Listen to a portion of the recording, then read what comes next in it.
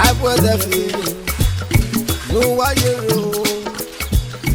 no saruna neya. Aibudefe. Koi. Ibi na mo gbe no de na agbesi. O ma se mo ya gbon efo. Money for neji ona. Iwabi la mi rere na ni ze ge gbon yo to. Na wo wo. Go enu la wo dori be le be fo ni. Yede adori ba ni. Gbe go enu la wo dori. Mo mi gume gbon na ni emi amia. Gume gbon na ni. Ya dori ba ni. Mama, gege o. Ego wa. To biana de ana mi o ya leki na mo biana. Keke no tion ni o tion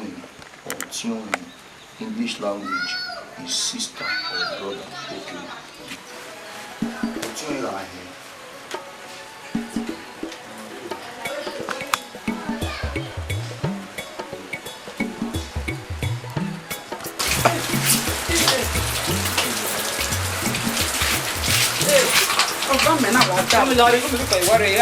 Ija ugbe iki awon so me ime go wo keke no rigo ni mi awon keke no rigo ni we yawo ni mommy you not understand let am you awon gba so sa gba so sa la wo go iye nege okay bi are do si e bi an do ya ja ko la mo na na wa ko pa iwa le we rigo na we to Mummy, you go many hours. Maybe you go.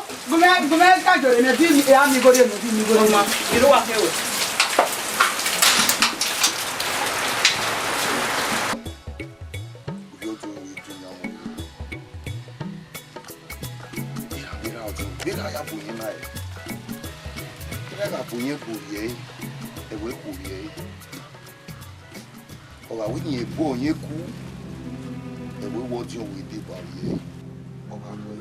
Brother,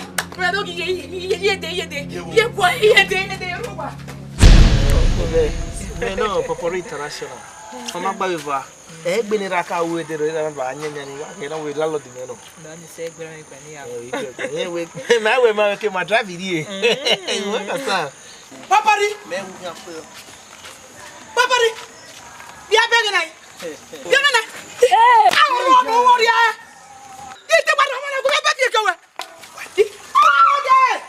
Oh, Larry, what's your way? Popori International. Popori, no popoa. Oh, Obi me, Eramasita Mawi, Maui, got beg waiver. Ah, why, when in here, who don't bring more Mizabakum with your motor? Who don't go with your motor? The matter will walk, I'm a way. Am I know him? Could me at your be a lay, may, where don't body me Zabakum, Mukime? Oh, that's been away by Jenna. Ah, without deporting motor with you. What do I can not see? What do I call me? Oh, me! Madame, another guy in Ajena. Madame, I'll come in here. We went over how many on once any. Oh, once any. Oh, once and then the Bezabakum. Oh, poor fun. Hey! Oh! There were one even know where Bunyu and Udam and everywhere I go. Again, when you come and a glass of Muya the devil, you may not go where it beer. No, some way walking man. There I buy a movie, it has in a way up to 1 year if you call it with the second way. All right, to work with your name here, tell of Bishop. All right, I'm good.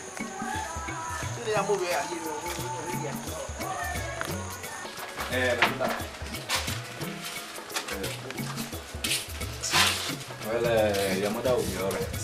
No, the doctor will treat God heals. Well, Nike, I told you about the drugs we're gonna give her. I would need like 10,000 naira. I have these drugs here. Doctor, you're not me 10,000. Brother, how can you follow? That's your mother's help we're talking about, so. I've done my best and I'm not even 10,000 naira. There's nothing I can do. Doctor, you want me? You go out on the yard. Lao. You see, all I have done it for you and God. There's really nothing I can do right now. I've tried my best. He had me for that. If not said now we do it, I took the pain that I will come home and be treating her. They took my money at the hospital. I had me take care of her. You know how the bills will read. Eh? But I pay hospital bills and some other miscellaneous expenses. So I took it upon myself to come home and treat her. What do you say? It's just 10,000 naira. Now I did the drugs in there and some injections. That's what I'm always saying. Alright, take care of her. Yeah, I'll go on. You're alright, okay?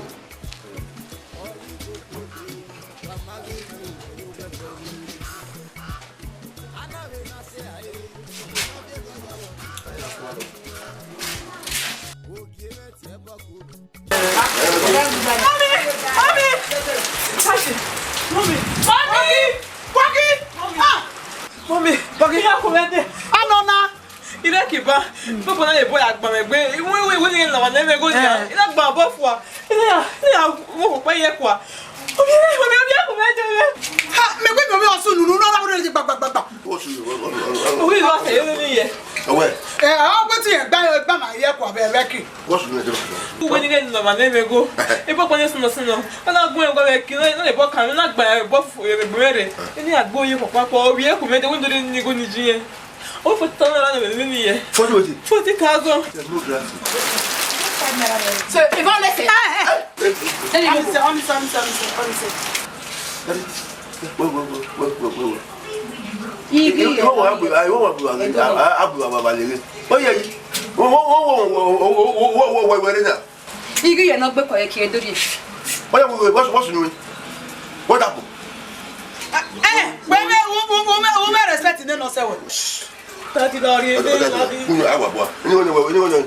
40,000. What the hell? Where there was 40,000 working. 40,000. Photography. Tabulous. 40,000 topography. 40,000.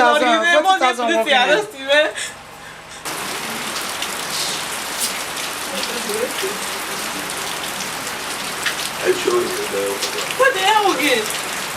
On va rouler des baba. Mais ben non, bien sûr. Ah. 40,000. Allez, payez. Yeah. You should go back. Do my job. Let her go. La voile.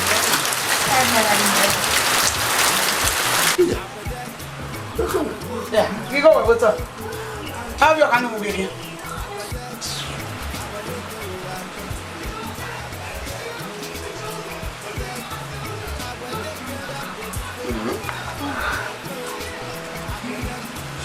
Photography.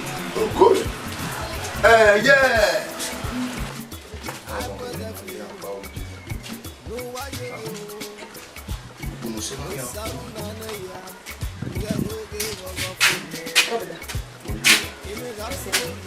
Minister, the market. You are the The market are 10,000.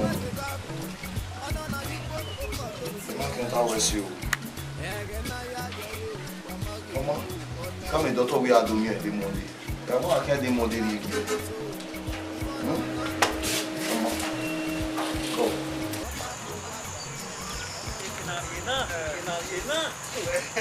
Uwadiae, me la dia do time. Me am well at the me drop when everybody make the body. Hey. Lalo domo. Boy, Eh ya wa ma. very well. How dey no? Keke we don dey here. Do you bad? Yeah. Why you she on me? How dey no? O come demography. Popori. Where you go about Popori? What about where? Why now? Why now, Popori? Lalo. I will give away even do have here. Okay, Abanya. Oh, we are somewhere on the other look. Lalo, today me no water. What me mo buwe. Room pala no abi waru. Egbe we me o. Oh, no flat, no pala, no flat. We party. Yet the We have to milk about. Oh, we have to milk about. We are very renna. Okay, Agba. we asame. Okay, we asame. Otiku, we kweta nwe landlord meta na. Landlord wa na ya. We Otiku, we e ma do tuku ati we uki agba. O ri wo me, uki agba. Okay, we pop ri wo me. E ka mwa. Egba awa. We. Landlord gbe ran e ti sunu. Landlord. Oh, kwanu we bo. Nu we ma ti vie gwidoji. No be we do help we no na rescue we. As a rescue team. Oh, we na why you na. Demography. Je me. We bo. You build. We bo. Oh, is here we yo. Oh, is here how yo. Imagine ajo wana he wana mu Ghana. Bo bi me gwalo wana we na ya bo wana e. Oh, wana he ya ke wana mu Ghana. Onu pa mu wa Ghana. Oh, Sylvester Nigeria no bu ado silo bagbe. We me we ma we gwe. Abomo ya. O bi gwe. We ageje don popori. Gweje osuwe do weje. Ma me nko nu. Ana me na this na ko person. Oja ko lo na. De gbe wo wa wi gwe. Egwe ko lo. Mo da ma kama we asa uki agba. Wo ku ya wo abi wo. Me asa do. Date. Landlord, you didn't know what. No, tapa. Very when anya na wa. Where di motor, when go na di motor. Can you back ah? Demography. What go na? Where di motor there? Where is the motor? They ba wa here. We. Now. Where di motor? Yes. Di motor. Abomo ya. They are di motor. It's very easy for me. Di motor. Oh, you go me abo wa TV. Also we di motor sin. Landlord. You now bought one. You buy one. Abi. O me abo wa na eh. You go me abo na so me di motor sin. Oh, motor na akọ na espreba. O we la loi. Iku motor na espreba we. Abomo wa gbo. Down. Gbo. E ba ya ku wa o. Landlord, come on. Zewe na any popori master me hin. O se, you go me adi motor na. Iya ti ya bo wa. Na ka bo se no di motor na me soja na we. Go di motor me. The bomb we ma make na akwa we ring road no ya akwa ring road. We ya fe ya ru. Do to tell me. O se na we imemu na me na do mo wa buwe. Ija landlord tagbe o. Aya ko we Ghana. Iwero demography. Ero wa no. Uki agbo mo pebi o. Wa ma. Wo se mo ki agba. We gi gba de landlord. Gari mi. Gulu tiku. Gari mi. Wa ri wa gbo. Uki agba wo na sa me. Landlord, we gi gba de. We popori master mo bo. Popori one. No say me na bo wa me. Bo wa gun ya fi o fire iri emi a o wa ni me. Mo so to teme. Popori. Popori la mo to ga pass landlord ya. We lo ke. We popori. O ti ku we kan ya de o ti ku we. Ake wa ku yan to. O to wa la ni. Uki agba. O to kan la ni mo ya ri wo me. Double wa go uki agba we na time mo. Popori one. Ko me fi 1 million po yo wa as fast as the uki agba. Utoge. Gari mi. What popori? Okay, abagbe. Oh, when we make if you know you know we were as a rescue team. Hey. Oazuwa. Gari mi. Webo. La mo tonu se landlord dia Webo. Where we want to go? Did you boot? I don't know where no we go keka no. O timi o soja no landlord di keme. Where? Igwa di keme. Di keme ma. Di keme landlord. Popori wa ha. Wo di keme. Na ke nuwe. Yes. Wa agwagbo wa. E wa ta. Ya ye keme popori ugwagbo wa. Iye ge nu ya. Landlord di keme. Popori. Mo to na aze landlord wo ko la. Popori. Ya ge wa gbo wa ye ke. We ki moto na se ne panwe do ko wa ga popori legend. Abagbe.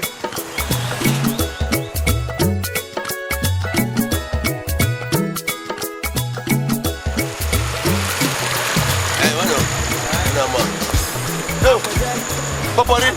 Wa to o mo we gbo we o. Ato wa ko le mo. No, you come here. Iwo. Iwa ka wa mu ade ata bona iwe o go ya. Ya o ta bo. Di go me. Popori. Ija.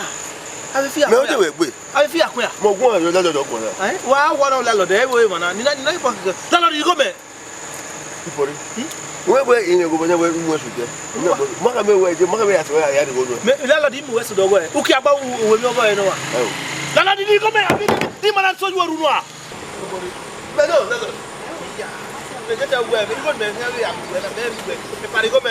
Popori. O we wo ro. Mi amara we ri moto na. Imi e igwa ma be landlord di asana uki agba. Ija. Demography. Popori wa fa le wa. E moto na. You coming away, you different cook about the Gonia. I asked what I'm going to for you. Lala, you go, man. Lala, you go, man. You go, man. You go, man. Huh? You want to go, man? You come here. We have a place.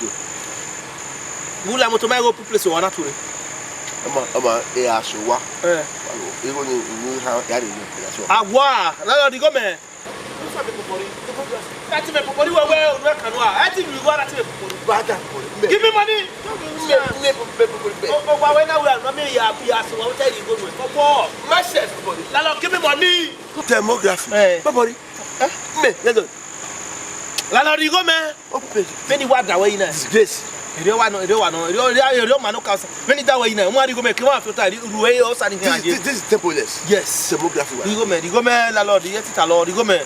Ah, Popori, me when you're going on, wow. What have we? Everybody go, man. Can't see that one. You go, man.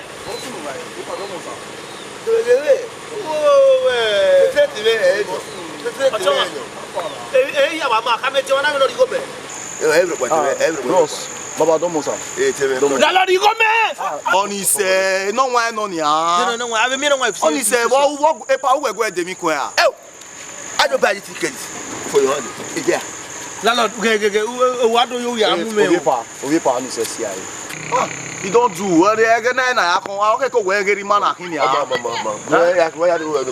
Why? See, I go and go kina. I is our money. Can you come with the 500 I'm here. What will you go, man? 500. What the party? The pattern, my video, you go, what you mean? Yeah, that you body go, man. Say, I don't know, say.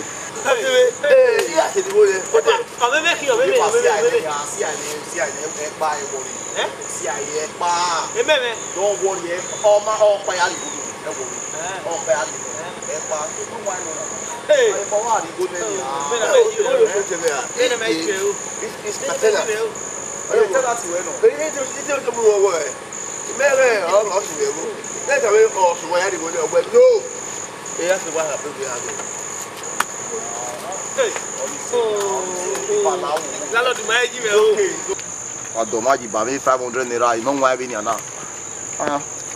500 walking. When 1,000 walking.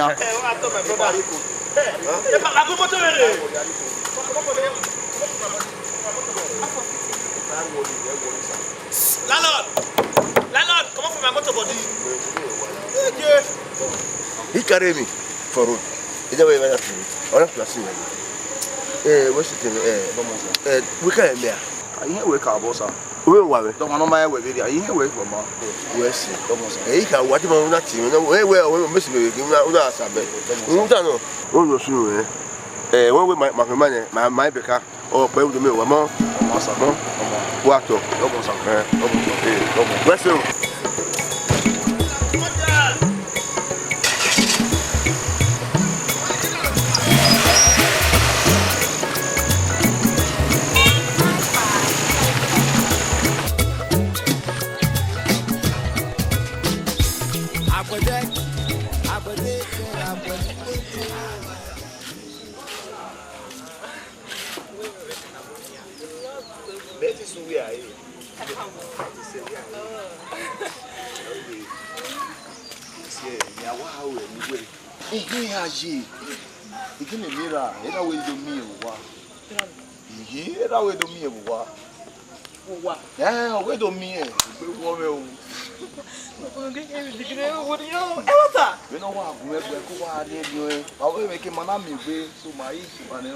Make sure you come and see me at home. Maybe not Zebo already.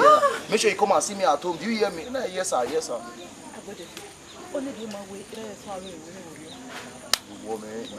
Maybe already not here, but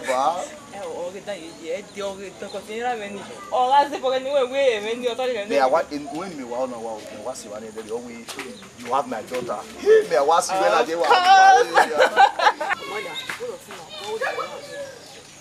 Me, yeah, daddy, I can yeah, make Kanya. Is a woman like Benin Hollywood. Where does she? Yeah, woman not just square acting. Oh, we are not with film America. Where boy not can okay, Obama. Of course, you know that. Daddy, why not you? What's the one what did you? I don't know who you are. Osno ho wa mama gboro no we popori me popori bie. Ogi mara yi moto, oni madame o. Era na mi bitisi goge na gwi. Mami go ya asa. O wa gwara me ke no rie. Ona so igbebu we na me wa kausa no. O tunweni.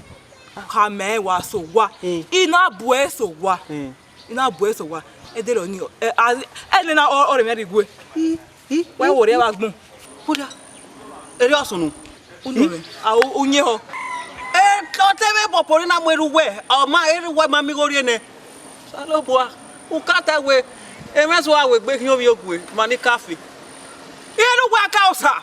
O mi wa pa wa ro eriwe wa gbase ni. O wa pa yin wa de ma mi gori eji po. Eri me kausa. O wa ni ma dia. Ogo eno. Ogo eno. Nje. Ati me na mweruwe moto na mi ego. Bogo e. Me asigo wa. Enuwe o wa se na e fi pegera o. E ko fi pegera o. Ị ate me mu ira ni moto. O nye go o gwe na pa complain me. E da o ke mo ite gwe no. Ati o wa. Da ko do ri. Ati o wa iwo me hia. Me se ba wa. Awo be me. Wa se me girlfriend me, we me girlfriend me bo re. E ba bo lawe gbe a. Inu gba we ta de we eluwe je na mi we gwali ma di uga. Ere kwe no ma gwalo we adi wa. Uwo ya. Ya gbo we na. Akume kwa ya gbo we na. Ugbime. Iwaki. Ai me ke ba we. Eluwe se na we ma se no do atu me uga. Ihe kele bi o se we na. Ka mo tun ni popori ni popori ka me. Ina bu eso wa. Iga bu eso wa. Isa mo tun ni ya mi ehwehweze. Kian bia kausa. Imani gbo we na go je e. Mi ego. Agbo wa na bi mi na we do agwalo ma wa awujo bo. E o teme popori. Oga ime no. Oga me e locking. Oga ime o muera Inja ge wujo oru. Wa be wa bu wa. Igo wa na ari se ra bo. Oja aja de kankan ni. Ari se ra bo. Ijo mi e. Aibudefe. No wa yero. Wa. No saruna ne. Wa ti be bo. Baba emi mo e Aibudefe. Wa to. Tomo. Ina bo to ama we gbe. Ise. No we mi we yihi. Ise na Wa oku. ne. Mo ge fa ro me yihi. Era bio yo bio. Bere. Bia ku ni ba ku ti eso wa no we. Emi ni tina ti we re popori. Popori. No. Daddy, wow. Il a monté. Zévi maintenant. No mo eso wa. Mais qui a boiné o isi o we tina ti am so la lot we tina ti yin mi o ki me o mo me woni o si me woni on est popori maintenant On est popori. on est la le o ti ko Aibudefe on da we pa on est na popori we eni we pa na bo ni we amu wa so wa we pa na popori la ka me Aibudefe on est fo be ko na woni popori. Oh, What's it everywhere? Popori where I must pay. Away a fast where Ukiagba is maintenance, Ukiagba may I see a go where here sabe we go for that reason im so we asanye we go near Hey, popori. Topography. Popori me I don't want that. But on a share level pena service no me never no jo wa me no do wa me ki ba pa ya wi bo ne o ya wi bo me Why me no we say no we that wa to na bo okay no me lo yi ni ka ba ba go po me mama na me ga wa to boy me o te me bo de bie mi o ya de bie nu da Ba inwe bie. obi E mot e inu. so we are good Christian no da me o wetu yo bo me video ko li wa yo sabo wa yi o ha fu egbe me wa unu ile we mi ka jasin on na gbokin awun we una wo Talk by daddy. Baba wa talk by sa. E female do. Topography. Emani we Sylvester de na gbon mai. Igoronia. Baba we say. Igoronia. Mo no de o. Igore female do. So more sponsorship OGBEMUDIA. No waro. Sponsorship. Sponsor. Sponsor baba. Okay. Problem ni ma me genia. Script bu ni gbene. What is DP? Script Go script okay. are. Mi no sunu. Na ti muso amoyama. Agbon we mi bi agbon ra dege. Ayaga menwa ni bunro ni gbene. So pa bene be na wa jira ni. Emnebutie a story of one. Or say ya have baba ti mu ekun. So no care magia dege no kodo. Or say baba no baba. Agbon if I will many way I go bo. What do you want to hold the key? Topography. Only topoless. Now do not track. What? Oh, what do you want to do? Nani. No wire, no sound. Bama, the Guinness more today. Zagie. Musiki. Ichini we know guy. Lagos. That's good. Man, if I came with woman, man, where did they do? What after? Oh, we more. Why take it? My baby, man, I'm very open at it. Make cut a wing, man. Eh, December, eh, man. One year. Nick work here.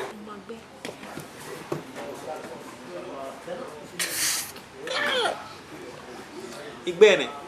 Here. Go. Musegbe. Go. Go. Me go ego. Onyiwe we na ama. Una bi awan ni da. Ege no ma pegbe idu ya mi ra bi ju e. E wata. Ege ni pegbe ni. E ya mi ra bi ju e. Me ma le ko wan ni da. I me we se bo sa obo, sa bo kan we se no wa enyo wan nu. Go. Musegbe. Le wa se ba nwe ibuku yoga ne wodo na ma de nyagbe You understand? awe ojiba na ya mo ga bi eke Njane hu ya kweta wunu na yi. Rude monte 200 naira nu dem ona o he na re la over. mo de nira Eh. ti me we me na de we ade we nu we ke aro wa no we ade we mi o wa no de we ade Don't me we ni nu dem o he na re mi ari uga. e mama we Ma de blame wa so. Emi no ma gba mo la jan wunu we. Dem monte 200 naira he o se he na re mi la over. E wo ri mi wo. Ye Yeah. ore ko re ra me What's on? The mother started so they want to them monte 200 wrong na dey mi ari uga. For what? e ma ni mi dari an jagbere re mayan opa o se ni meso na se we bu o se ni drive so e ni egba yi wa we ke ma se ma 14 naira o we 15 naira we no na kwa ma ahia uri e wo 200 naira me o mu mo ti ke me I lose na me no be me o I did there Ya se me ri na yi. What se me ri bi ko ba wa na bi tia. What so nu na? Egu e ba wange. Obu kan ni o ma na gba sike gbe no na ri jobo ni. Oni di jobo. Ani ye gwa bi. Oni di jobo. O se de na wo ye bo. Di jobo nu ni. Ta wi jobo nu ni.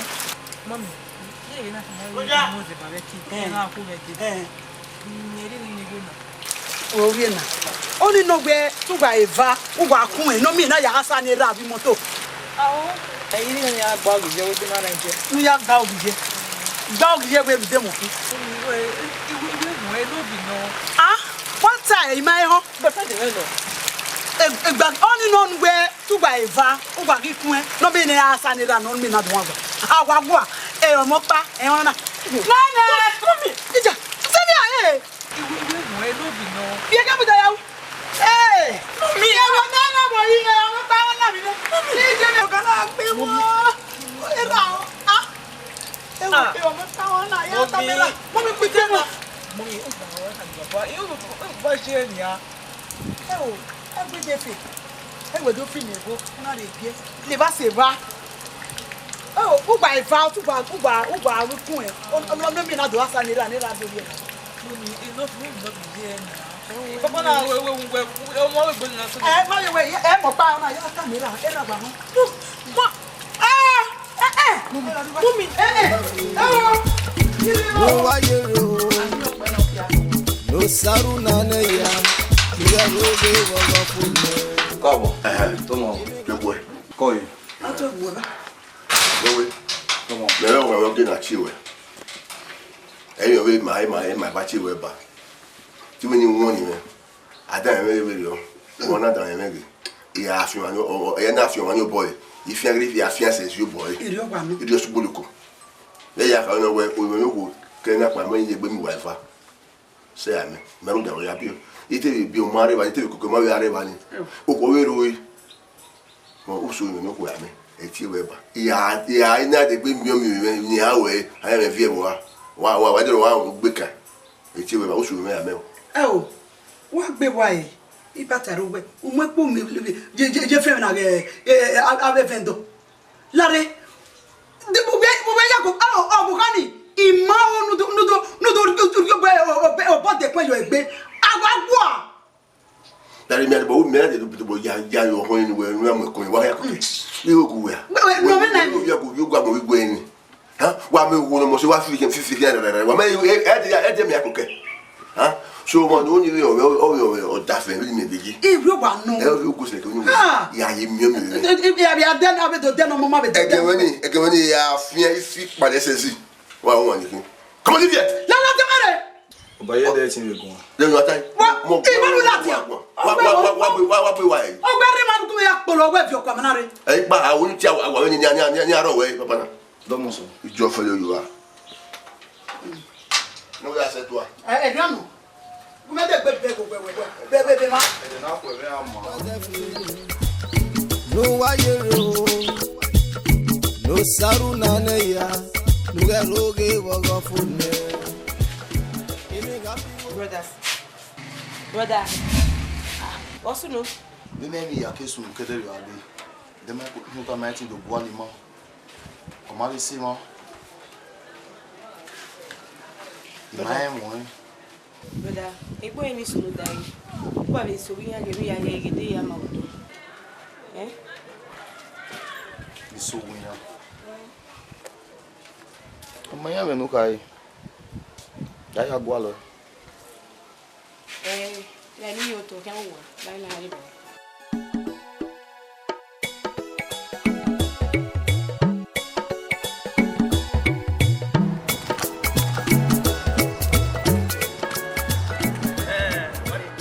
Ogun no be kiniri.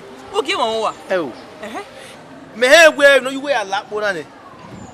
Odoga be Aibudefe e we ri na. We can wa mo ga fa ke. Aibudefe keke on na boy ade. Wo be keke me brother se me ebe abi okon we. Jisu. We wa me we umane ku na. Ya so we aka me na lord we. Imio we kan. We do Aibudefe. Ya ta me ya ki o ya ka me. Mu ne re gun. Wa ni ko do mo se na wa kan gbe. We aka mo we to okon we ni munu. Imunu we. We ka me. We kan o fe we gele la jane ni a. Na me ya fi o we ro. Don mama. Be no mo wa ni be ba. De ra de balo, padlock. Wa mo ga. Ta me wa fa yena wa bi anya.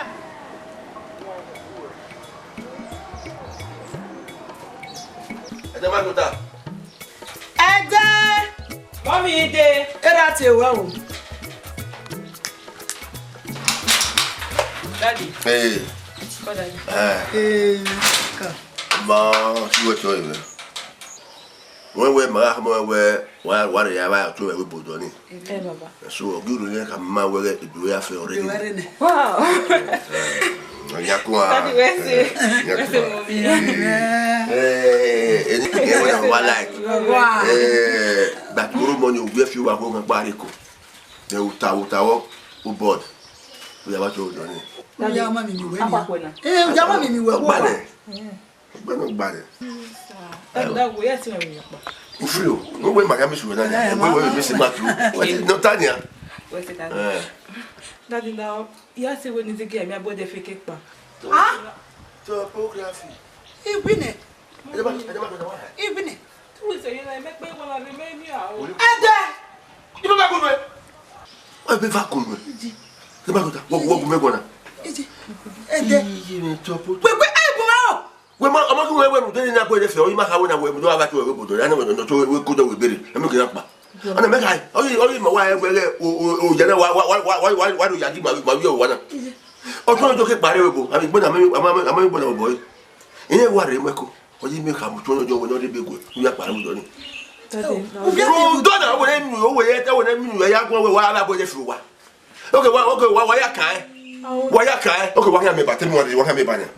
Why you cry? Sister Wilson, I remember the feel. Oh, when I make why you want to do it? You can't wait just 5 minutes. Yeah. It's about so I came up with Aibudefe. The matter. I came up what we do. Just to just nya we wona nya. Then what we da. Why Aibudefe? No make na ya cry. Awa. Aibudefe. Who's Aibudefe? We go me no e. Don't that baby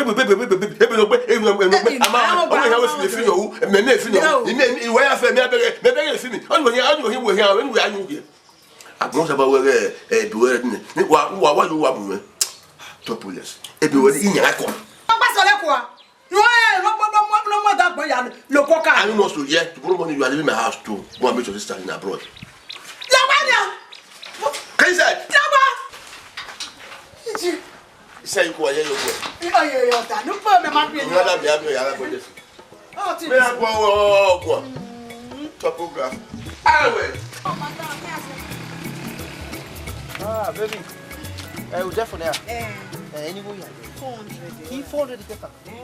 Go show me ya ba. Ogbana Wow, what if we were very no. Papari.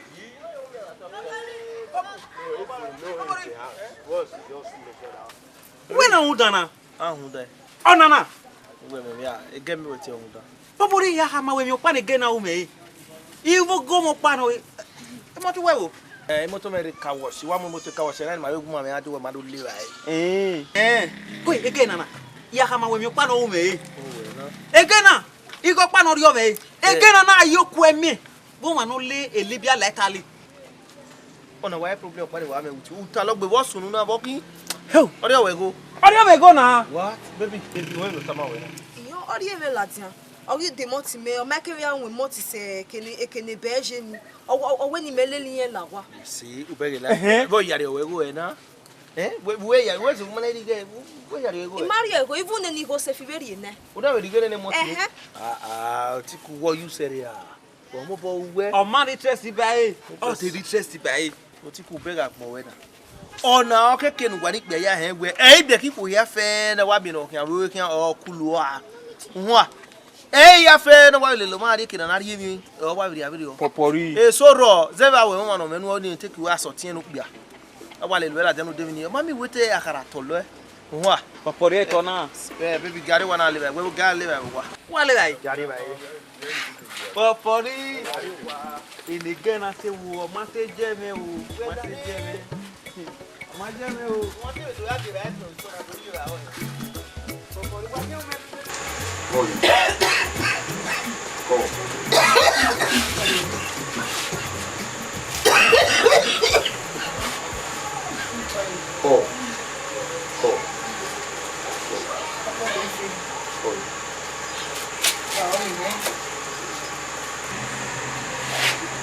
Ebenu gbon ni kweta ni. Abomo oyo mo. Lawo. Ege ami mi no, ya we ni boy ore. Ege ami mi no fu e ko we le bo. Mo ka bo we. Me we ege se o ve agwa bitagbo. Emi on serio we e ma ni we kweta. Okpe keka. Oki ogiyan to ba. Kiye na ba mo. Oba we bo ga yo mo. Now when they go up going and are you walking? Ẹni lọ pa. So egbe na egi ore. Egi ore.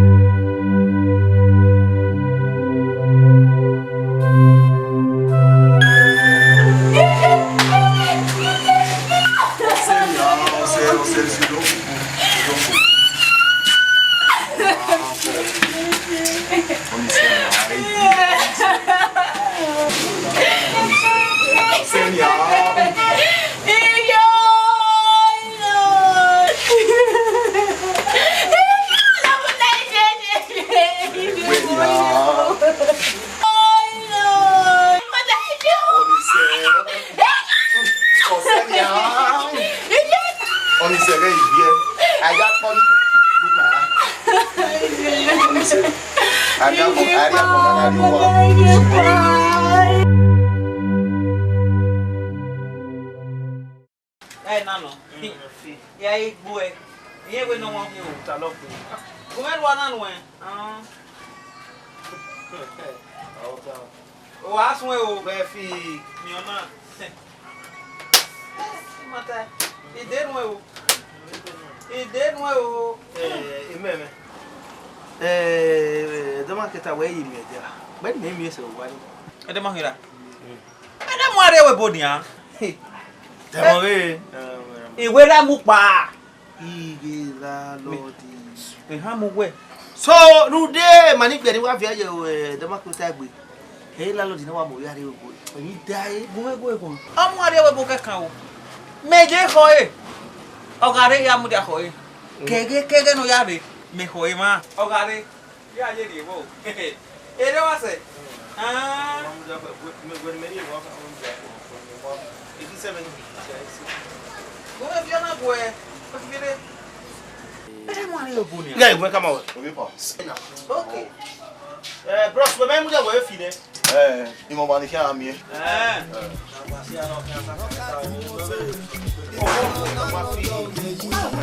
Mama ye bu gbagba.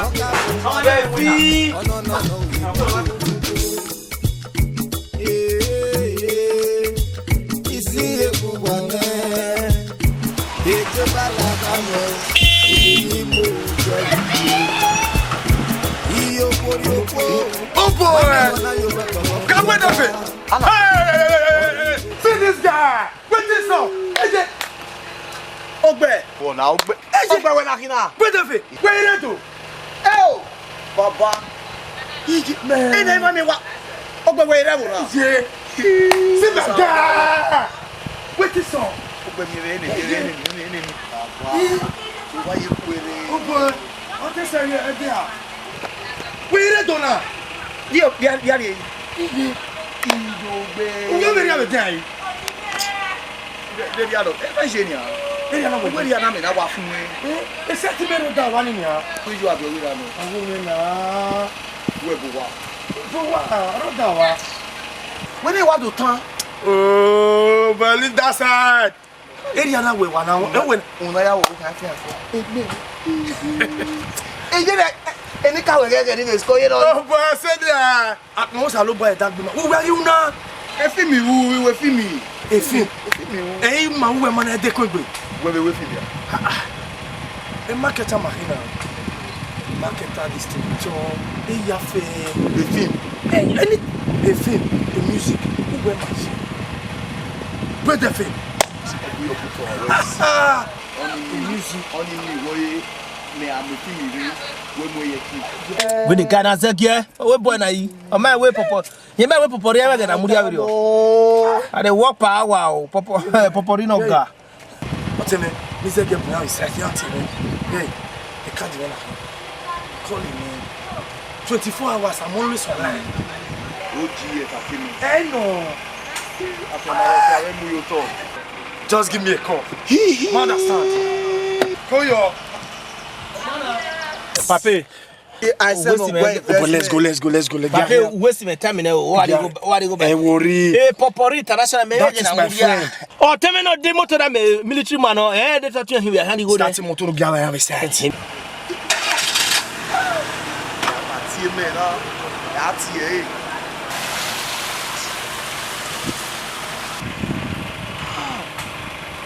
Oh, I tie o. Ah, ge odre na kere no gwe me na ni ge recharge card yi fu. Ni wa tie. Your boy ti so boy, ti se gbe refu. O bi e fe ni. O sa bo awe si OG entertainment. O bi ala. Me tell me happy.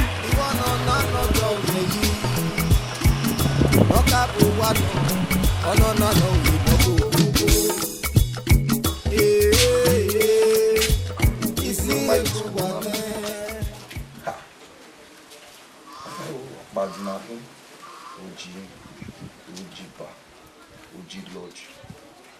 What amigo eh? What amigo eh? What? I am you. I'm gonna be very.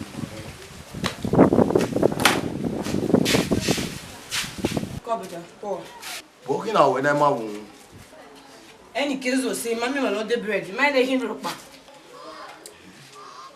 Mommy will not the bread. Only man say na suku aojinya. Ede ya okpa. E ma no the bread here dey ba be. Sori okoko ya ma de na ya dakwe. Sori okoko. Ari o wa itemba. Ya ri ba. Kura, mo ko be bi na ro boni. Se mo pa o se me ma gba ye school. Ite ko en no de.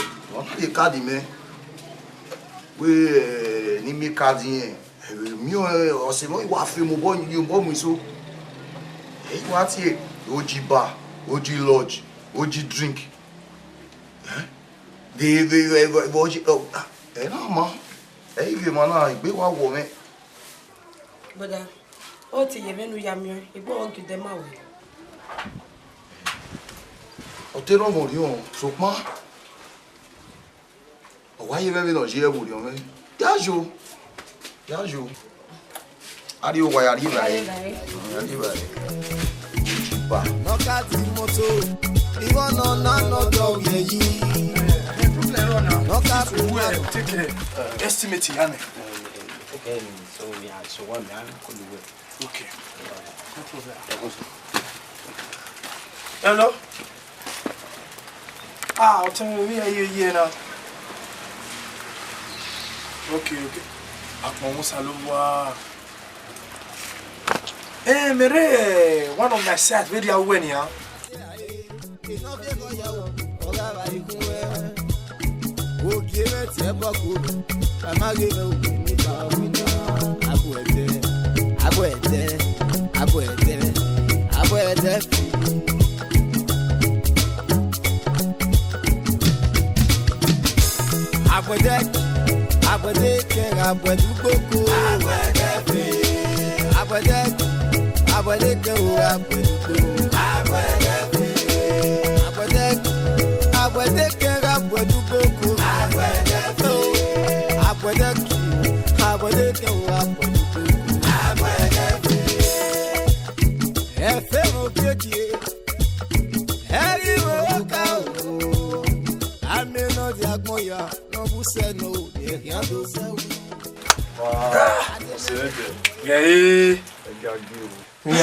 Oh yes, anya na we away.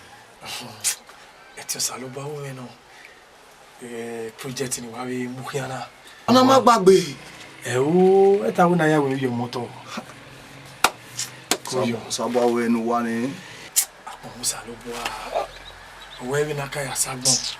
We re ya mi. For egbe my brother. He say o Many me wa sabo e ni ma ku ni wa. Owo ase wo pa. To pa vie. Emi ye na. Be no pa vie o ten e ma wo gba yi school. We me na wa lu ga e. Be no pa vie. Eri aye gogo nu e. Gogo nu. Mi o ni ya mere.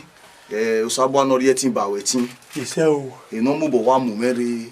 We ni ma ya gun awe dere oni. Iso we ya o eju we re. When you go come out now we ready to entertainment. Have a film now. Have a film cinema ni kwa na. Igbeni ni bun igwa agbeni story no bun. And the story ni gbe yo ni mure. Lugu me mo ye ki.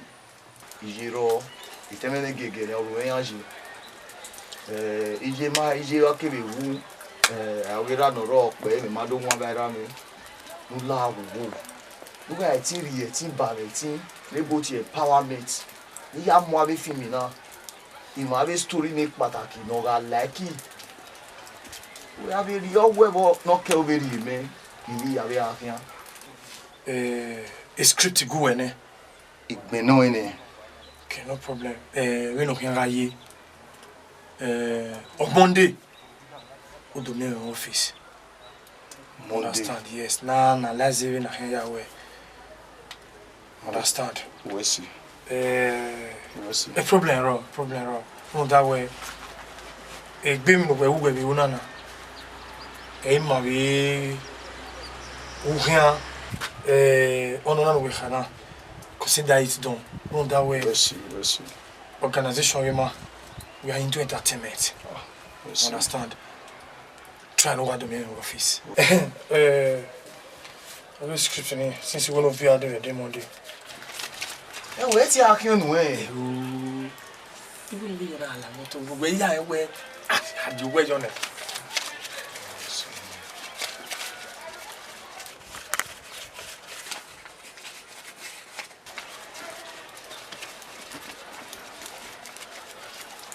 We watch on our road. Dan la moto. Toi visionneur. On a bombé. What we are avec computer working or running. On ya taper. Wawe. Can you type it? Yes. Baba, make sure we are ready. We see Baba, we see. No problem. We see Baba, we see. We see carry here kune, we see. We see.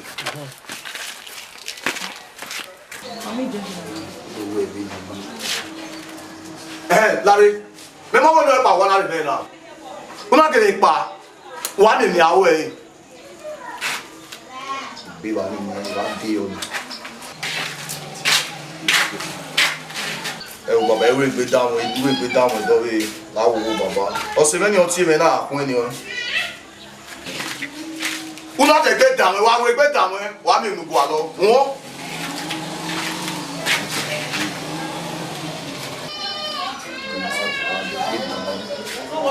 Baba ya we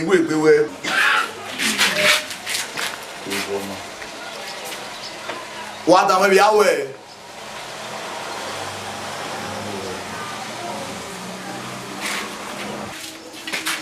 Baba we say we ya we me your ma give away okay Baba we say Aibudefe me ye na Mr. Ogbe. Oh, you see? We see. We see. Where no matter the situation you find yourself, always give thanks to God. So we see. Understand? You know. We see. That reminds me. But you know who? When I finish school in Nairo,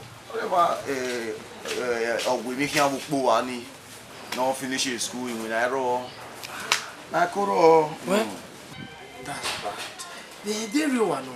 We no bring out the when ni problem na ni ya we manager the business now.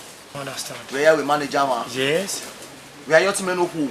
We manager OGBEMUDIA lodge. Yes. So boy we see. She was more than that. We see. Ogbe. Me no. Ogbe work we make one na. Aibudefe. So boy we see. O se na gba kukotori. Ogbe. O so boy ofian boy. He said. Emi ke mi nu ri o boy all to you there. He said. My we give him gbe. He said. We see. He said. Kosanyati. We see. As for you, how your production of attorney, this movie production, where the film, Emi ya fe, I will surprise you. Ogbe. But no. What produce movie? We see. Emi ya fe. We see. O so boy Adebawe. Ah, mi o give vodun we, e we get ria. Data mi ma be nu we jibe dona. Emi get ga jini ana. Ogbe we see. O so boy Ade. Emi ke mi ri o boy at all din o de. We see.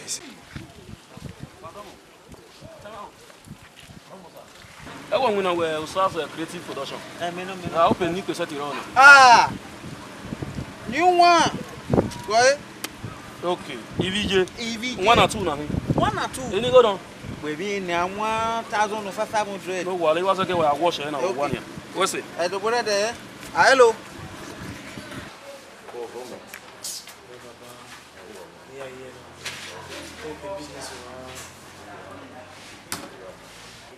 When you don't know, when the first thing moment me no woman, I must tell you I'm very grateful, and to also let you know the plans concern myself. Now that the entertainment industry is moving well, I also want to be large. Understand? Before now, I have this vision of interior and exterior decoration. understand? I want to go into it fully. So, and I'm working on the registration. You only Louis Rami. I want to make that company of SaaS Creative Arts international. So, see now we can go for that. Okay, can you do come our way? And also to seek advice for you on how to go about it. Hey, River.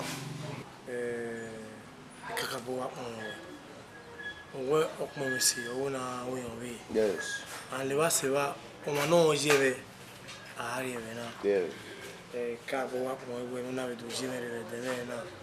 We don't know almost a so more ultimate. I would have advice. A business you tell her, yeah, I want to be because could be very allow way now. I have seen a lot of differences.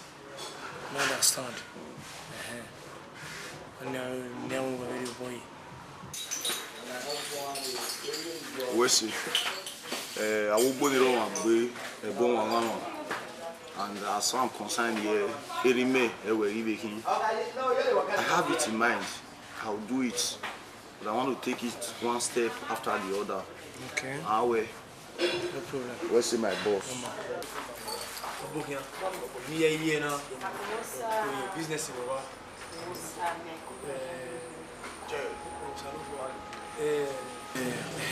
in the amazing way. The last time one gave me about 300,000. Network is very bad. They didn't hear how you try to come tomorrow. Some toiletries in my short off. Who vient we understand. Okay, you keep banning out and manager of the okay.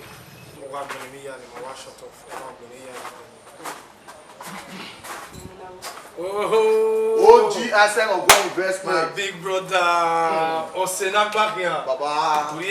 Ato. Hey, Mama. How you doing now? Meet my friend, the CEO of SaaS Creative Art and Gallery.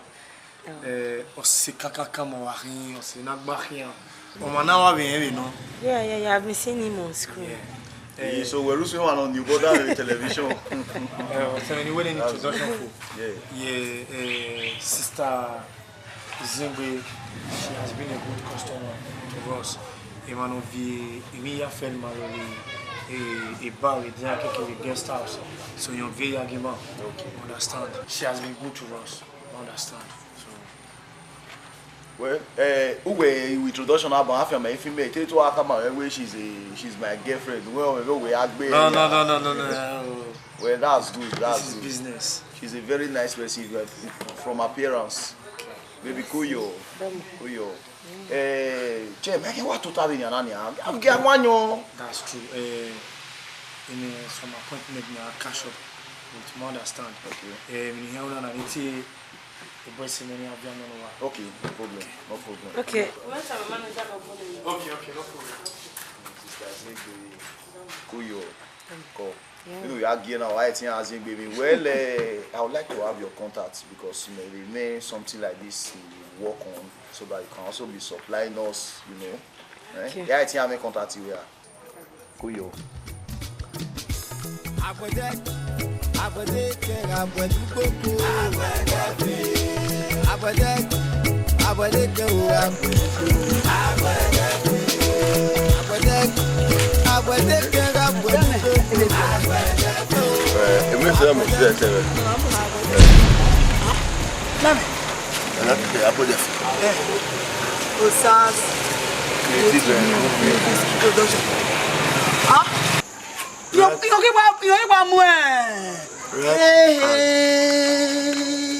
Produce bad. Aibudefe. Ah? Aibudefe. So boka ko. Aja o ma wa o. Aja. Awa.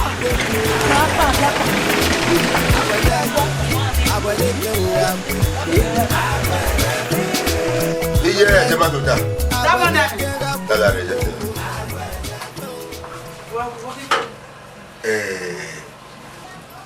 Money by a day, no kind of money Aibudefe. You must have a bar. If you marry me, if you may Aibudefe or walk by a fair money. And I want to Aibudefe in your home. You will go on and I'm free yet.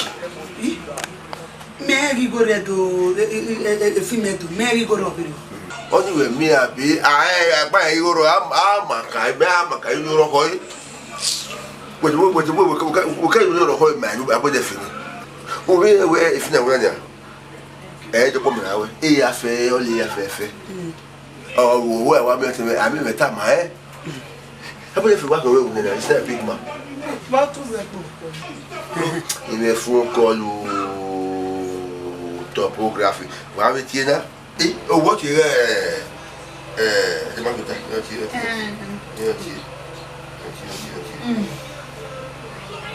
hello.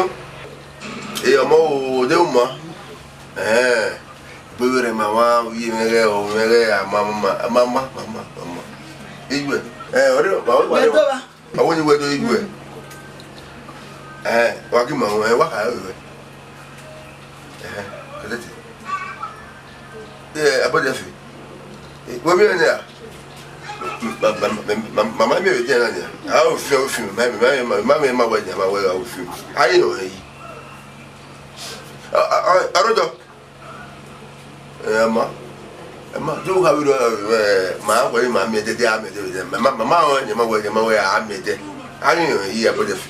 One, mamma. I hear my remember what I did. I got me. I'm going to put a man. I have me. My married wood. I'm a man where the wall. It didn't. Oh, what way my way if you may, I put it in my idea where I wait in the air for what boy, I'm going to him. Well, now the me where they are here. Aibudefe go where here, but one will be. Yeah, will be. Like I get me here, yet it 11.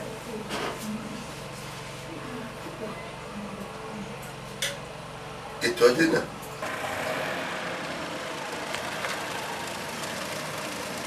Oh, hey, baby. Yeah, my love. Why can you have decorations here? Okay, issue decoration. Issue decoration is settled any. The person in charge of the office may not do collect the money. At least the total is about 700,000 naira. Yeah. 700,000. Yeah. Wow. Hello. Bena.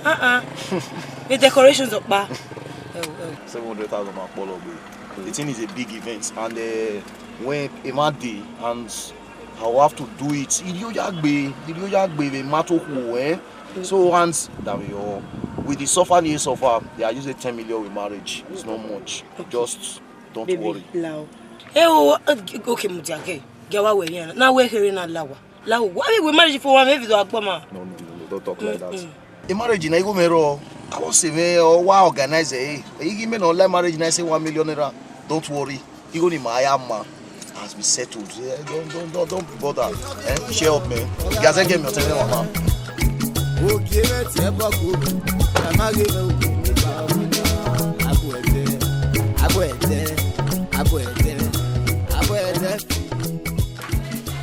Thank you for patronizing Uwadiae. That's nice. Hope to see you next time. Yeah, no problem. Agnes, thank you very much. Where's sir? Okay. When I'm home here. Oh, no, you with gun. Hey, when you don't confirm, go to the Kina is a given. Okay. Yari Baba 20 on my Adeleki. Yari Baba, my Adeleki, yo. All right now. Okay, okay, there.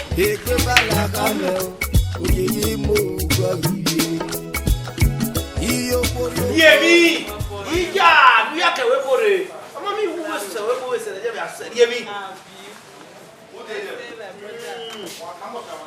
Abari mi, me so roya is the video we near do big God. Jesus. Aibudefe, ele é wafia. Ele é de. Aibudefe, le bouquet massa. É super ça e wafia. Jesus. Eu não me boy ni, ele não nada de na safana. Aibudefe de do break. Everywhere do boss, Aibudefe. Ah! I swear to God. Everywhere do boss, so everywhere do boss, Aibudefe. Okay, OGBEMUDIA boy, na OGBEMUDIA. Aibudefe ye de gbe ma ni wa. Ewe ye na wa to ari opo imu na ko de o, e ma na atuta. We no se. Pare no nya OGBEMUDIA ASENOGUAN. Oh, you know where many we about the face. So now I plot you no kuni. No na. Serious? Let me see your front there. About the face back you are ban. Now when I just stay when I ban. Pe me pa wa. So about the face are ban. Body. Oh God. No problem. Ya muda ko e. About the face are ban. Ye be wa ku ke.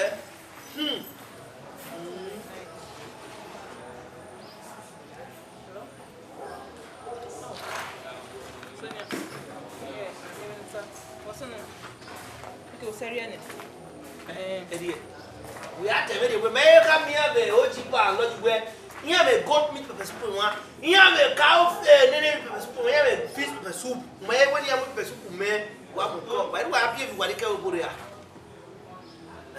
Metopia, many good men, Luana, idiot, we have a very ago. Imagine you wear a lodge, you can go. You look at OGBEMUDIA, Lord, oh, when you mark.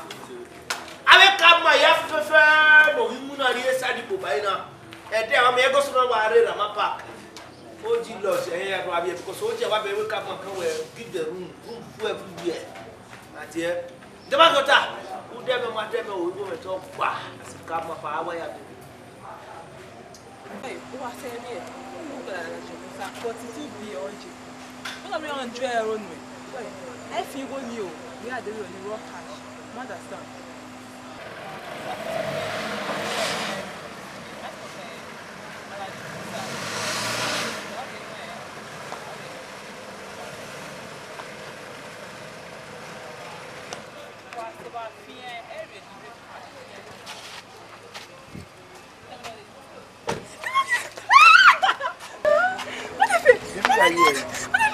We're not on there.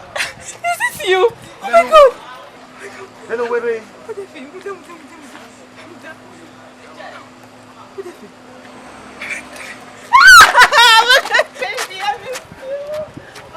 Koyo, don't worry. No, panere. I'm going to wear a bun. No, when I'm with selfie, now when I take a selfie.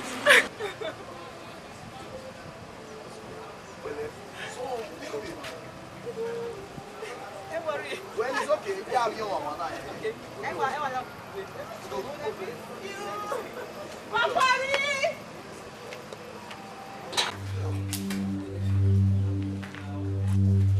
Wait, Aibudefe.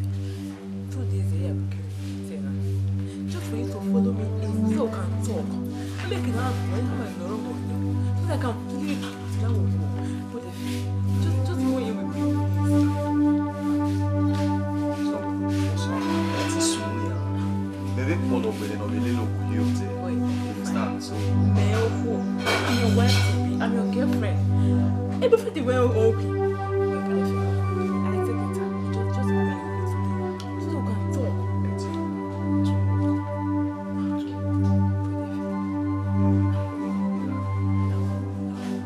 Okay, fine. Just 45 minutes.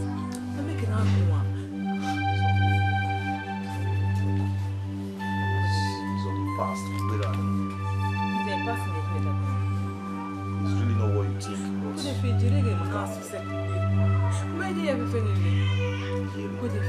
How we suffer together. Wait, okay, fine. They will say more pay, or will pay you. I will pay for the food that you want. Just need to put it in. Listen, if I want to stay here for a year, to stay. That paying it down. I know you can't. So not to talk of when I have my money to maybe protect. So respect our it will work. You don't have to be down. You are embarrassing me. No, you don't have to. People are around looking at us. No! But wait, Tuta, listen to me now. Tuta.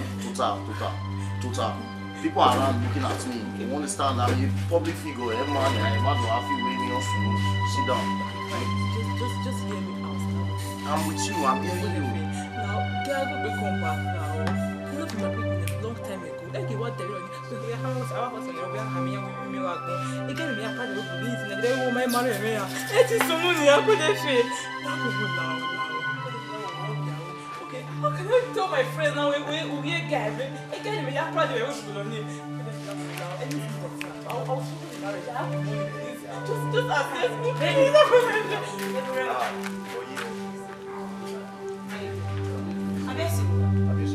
Alright, then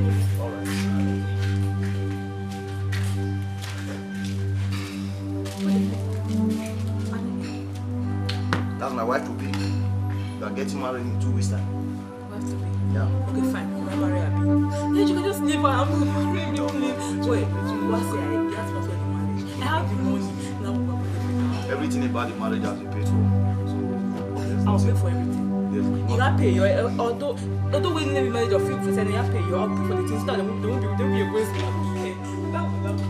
Just accept me, so that I will go tell my friends up there. It can't work, my dear. It's past. Understand? I have to face up my life with her. Hey! Jay! It's like go, man.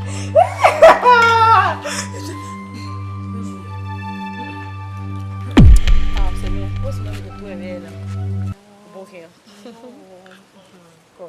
Hey, take your more time. We didn't know if we follow what's and now we know why here soon. But where a demo to talk to him. On you. Even there, the market guy, a but now you are merely donor. Barry may go. A Benny man, are you go? Beg Benny, a dear man, are you go? But then I won't. Oh, see, even if they are so long, I am so. Even a boomer video. It's a new. What's the name of the most queen of Vinia or your way? Here, while I'm not finished, or I'm not finished. Here, I have to tell you, I'm making you go carry. Eh? Or tell you, I was here, I was here. The Yaji, who punch you, who say, who say, you almost say, yeah, when you are more, what in this time, or we must say,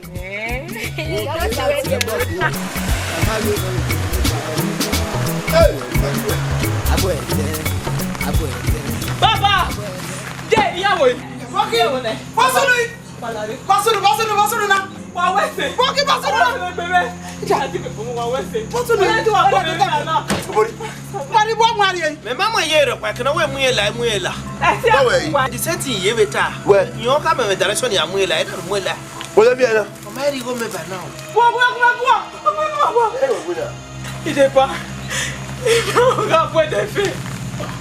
Il y a pour qui on vient là, il y a avec la barrage. Et quand tu pour la ganache, j'ai gagné.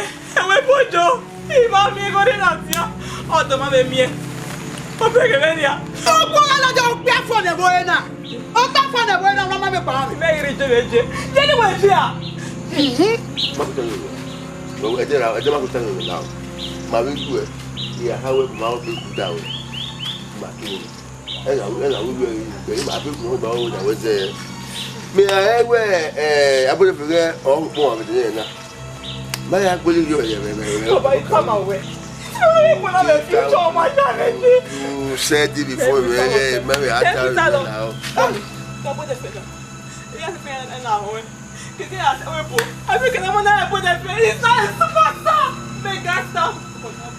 Aibudefe, il est webo. Il y a eu webo, fait de la Nigeria. Un film où oui, à Nigeria, vous m'avez tout qui va mettre. Il est pas le même, il est pas le même.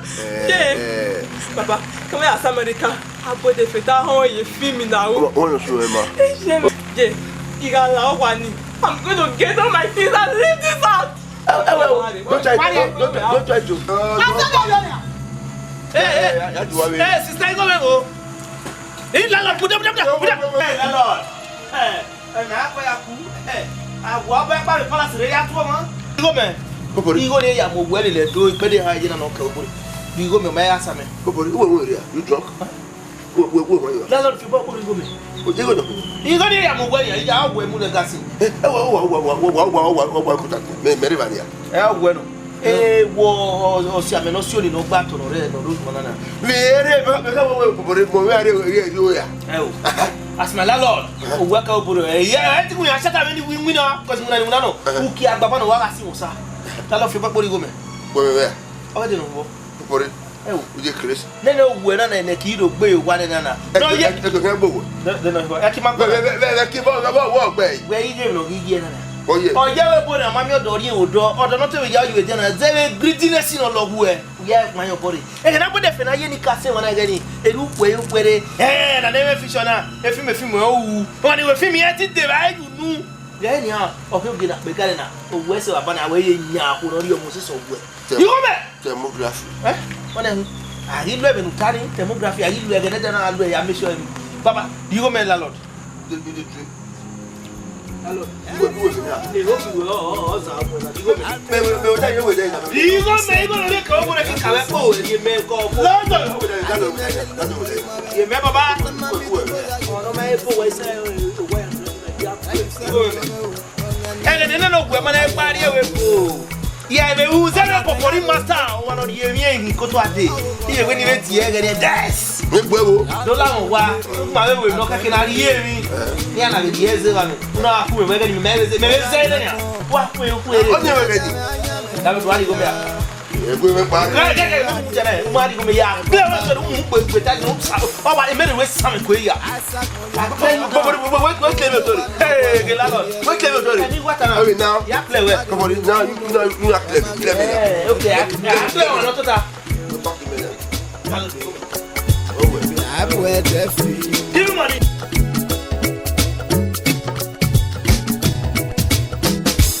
Aibudefe, Aibudefe,